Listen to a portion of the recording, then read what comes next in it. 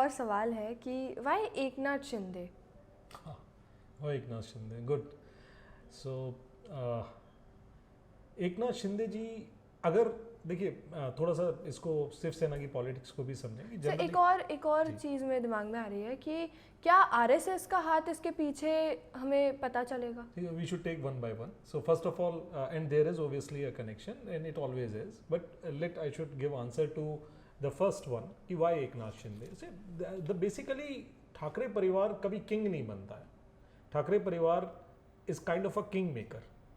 But जब इस वक्त अगर उद्धव ठाकरे मुख्यमंत्री नहीं होते तो एकनाथ शिंदे की ये इच्छा थी, ये लालसा थी कि एकनाथ शिंदे मुख्यमंत्री बनते.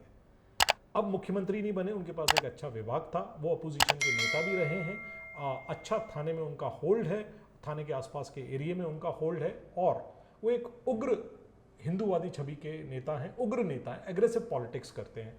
ये पॉलिटिक्स अगर आप इसको डीएनए, इनकी पॉलिटिक्स का डीएनए देखेंगे तो ये बेसिकली बीजेपी से मैच खाता है. Eknath Shinde was one of the tallest leaders of Shiv Sena. And obviously एक और बात जो शायद कम लोगों को पता है और मेरे सूत्रों से जो मुझे पता चला है कि he was in good relationship with Devendra Fadnavis साहब. 2019 में देवेंद्र फडणवीस चाहते थे कि एकनाथ शिंदे शायद, अब मैं गलत भी हो सकता हूँ, शायद बीजेपी के चुनाव चिन्ह पर चुनाव लड़ें. तो कहने का मेरा मतलब है कि Eknath Shinde filled all the check boxes which basically BJP / RSS / Hindutva wanted. So Eknath Shinde was a okay fit. दूसरा, उनकी अपनी खुद की महत्वाकांक्षा है. बीजेपी में महत्वाकांक्षाओं को बहुत जिसको कहते हैं पाला जाता है, जिसको पोषित किया जाता है, और उसको अपने हिसाब से लगा के उनको उस इंस्टीट्यूशन में फिट कर दिया जाता है. ये बीजेपी की, अगर आप बीजेपी का इतिहास पढ़ेंगे ये बीजेपी का काम है. वो और इंस्टीट्यूशनल होते जा रहे हैं. एक बात.